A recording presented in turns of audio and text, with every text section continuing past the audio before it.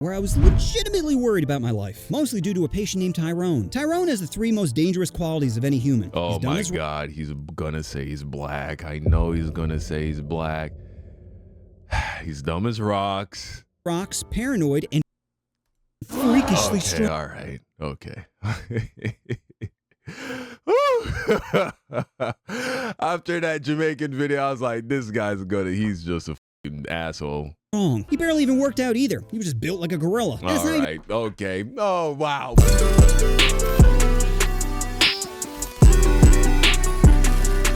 Worst job in America by offending everybody. You know, after we watched his last video about getting kidnapped in Jamaica, initially I was like, I don't like this guy.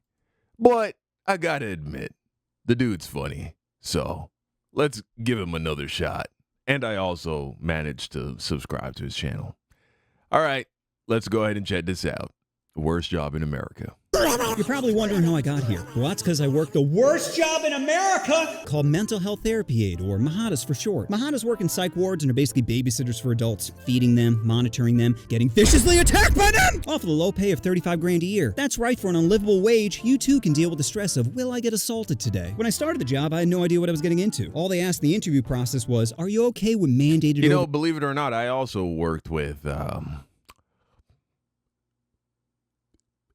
non-typical people mentally. I don't know what's the proper way to say that, the PC way to say that these days, but essentially I worked with autistic children. That was one of the last jobs I had before I became a YouTuber. Overtime, in which they might as well have asked, how poor are you? Because who is okay with being forced to work? Hey, did you think you were about to go home? Well, not anymore. We're gonna need to watch Billy. Be careful, he's off his meds and loves to bite. My first day on the job taught me what anxiety really is. It started by being dumped on the sex offenders unit and told to take roll call. Imagine all of a sudden being surrounded by 30 psychotic predators and having to talk to every single one of them. Not only that, but as I'm asking for people's names, all I'm doing is making enemies. Because 90% of psych patients are lazy, drugged up idiots who spend most of the day sleeping. And my white ass is just tapping them on the shoulder like, hey, what's your name? Go f yourself. Okay, I don't see yourself here. Is it Jerry? Is that your name? Jerry? But that fear eventually subsides, lulling you into a false sense of security. Now you're much easier to attack. You'll remember to be anxious next time a food trace thrown at your face. It's what you get for opening up their package of bread, sprinkling in rat poison, and putting the wrapper back on, thinking I wouldn't notice. So what's the training like to handle an aggressive patient? Oh, I'm glad you asked. You see, I'm not allowed to hit, tackle. Oh, that shit just... that just I just got that one. So essentially he's saying that this is a delusion that one of the people that he is watching might have. It's like, oh, I know you put rat poison in my food, you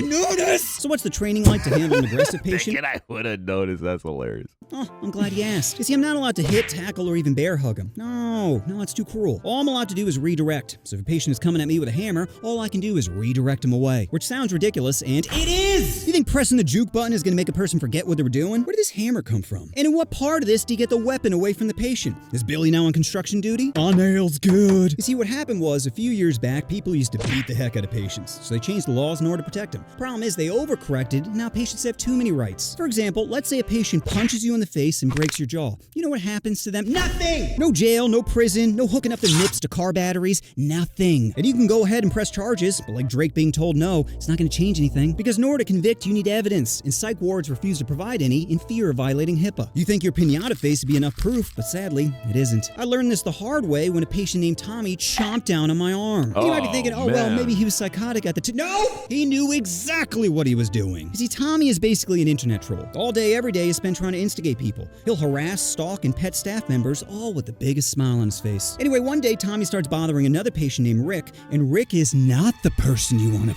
f with. Rick has a long history of violence and has been arrested 37 times. 37! I thought after 20, they just say, look, you had your chance. Not only that, but Rick's fists don't discriminate. He's assaulted police, COs, nurses, so I don't think my pasty ass is off limits. Anyway, I keep separating Tommy and Rick, but Tommy just keeps coming back. Eventually, I get fed up, and I was like, look, Tommy, I'm not going to tell you again. Either go to your room, or I'm going to call the doctor to give you an injection. Tommy responds appropriately by spitting in my face. And this is where I effed up. You see, instead of manhandling Tommy... I don't know how I'm going to deal with that.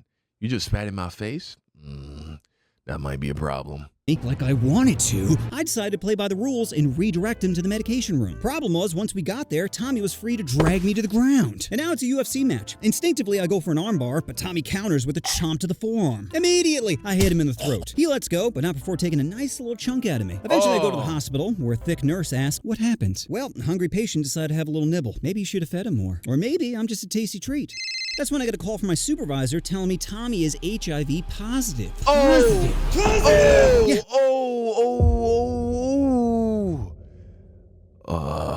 Now, I don't think HIV can spread through a bite easily. He would have to have some kind of open wound in his mouth, and then you have that open wound, and then your blood has to mix, and I would bet that he would be fine, but that call is for sure freaking me out, no doubt about it. Not only do I get stitches, but I also get that fear rattling around in my brain noodle. Oh, but at least I get a few days off from work. Sure, but it's my own time. That's right, when you get— What do you think happens if you catch HIV doing a job like this? Do you think that you get some kind of compensation? I'm suing, but I probably can't sue. There's probably some document I had to sign before I got this job that makes it so that if I get bit by a HIV positive psychopath, that I get nothing. I get fired probably, and now I got AIDS. Great. Injured, the hospital doesn't give you days off, so I had to use my own vacation time. Some people vacay in Hawaii while I sit home worrying about dying. So I returned to work a week later and talked to Tommy's parole officer, who piled on more bad news, saying that even with an injury requiring stitches, there was nothing he could do. So what do you think Tommy did once he found out there were no consequences? Did he guess level up his troll game? Yep, turns out giving an a-hole a get-out-of-jail-free card is like giving Drake a preteen, saying, I hope you don't abuse this. And this is just one of many times I was injured at the psych center, not including all the psychological trauma. We don't got any evidence that Drake's done any weird shit with a preteen. Come on, give the guy a little break. I mean, not too much, though. He did have that one video where he was, like, kissing that 17-year-old when he was 25. That was strange. And he was a little too friendly with a stranger kid girl, it would seem. You know what, kid? No, I ain't telling you to give him a break. I don't want to defend him, and then some come out in, like, 2 years. There was a stretch between February and November where I was legitimately worried about my life, mostly due to a patient named Tyrone. Tyrone has the 3 most dangerous qualities of any human. Oh my God, he's gonna say he's black. I know he's gonna say he's black. He's dumb as rocks. Rocks, paranoid, and freakishly strong. All right, okay. After that Jamaican video, I was like, this guy's he's just a asshole. He barely even worked out either. He was just built like a gorilla. All right, okay. Oh, wow, all right. Yeah, he didn't say that one of the worst things that you could be is black, but then he just calls him a gorilla. Cool. A race thing. If anything, I was the slave in our relationship. Fetch me some water, boy. Yes, sir.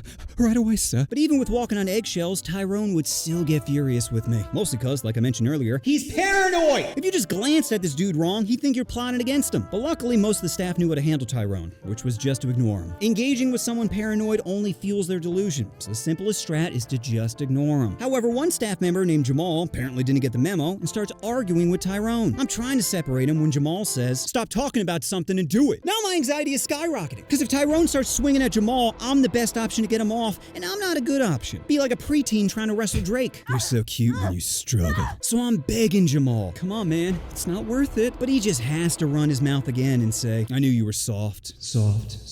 And just like that, it's boss battle time. Tyrone grabs Jamal by the neck and just tosses him across the room, like he was playing frisbee with an infant, causing him to fly through the air before landing hard on the concrete. Then Tyrone starts charging towards Jamal when out of pure desperation I yell, Chipotle! Tyrone hesitates. Chipotle, Tyrone! I'll go out right now and get you Chipotle if you leave Jamal alone. Panting, Tyrone goes, is that like his code word? Chipotle? He just turns off. Steak, mild sauce, corn, cheese, white rice, tortilla on the side. I'm fine. Burrito. I'm like, yep, I'll get you a burrito right now, but you gotta chill, okay? Go to your room and I'll bring it to you. At this point, I could see the gears turning in his head, so with my heart pounding, I looked right at Tyrone and said, chicken burrito. Tyrone looks at me, nods, then heads back to his room. Staff quickly rush over to help out Jamal, who is clearly Chicken burrito sounds real good right about now. f***ed up. There's no blood, but he's making this wheezing sound of... Turns out he suffered a sprained forearm, dislocated wrist, and fractured hip. Yeah, all from one frisbee toss. Wow. Needless to say, he never came back to work, which was probably for the best, considering he had a habit of instigating the zoo animals. So whatever happened to Tyrone, well, I got good news. He was arrested, charged, and later sentenced to 5 years in prison. I'm kidding. There were no consequences. If anything, Tyrone's bad behavior was rewarded with Chipotle. That's because psych wards aren't fair. There's nothing fair about getting anxiety, being nibbled on, or thrown across the room when you're just trying to pick up a paycheck. So anybody out there thinking about working in a psych center, don't. But if you're poor and have no other option, then just remember, if you can't appeal to someone's mind, then try appealing to their stomach. How did you get HIV? The same way as everybody else. A hungry man. Think of psych wards like the Middle East, where the patients are the man and you're the woman. What's the worst job in America? Is a coal miner, Uber driver, hand? I worked as a Mahada for 3 years, and I don't want to say it was hell, because there's a lot of cool people in hell. Prince, DMX, Kobe. There's no one cool in the psych ward. Interesting, sure, but no one I'd take a helicopter ride with. Positive.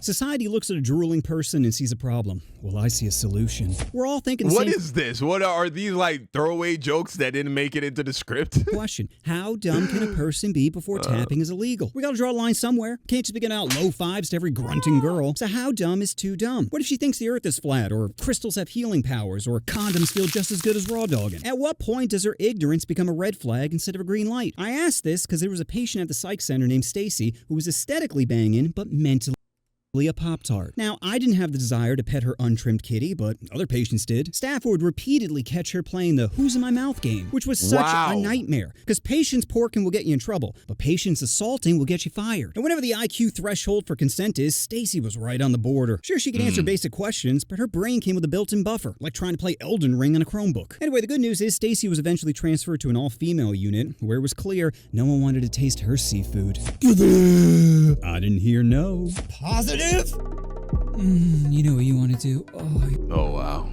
Wow. What a video. Yeah. I'm glad I never had to work that job. That sounds like ass.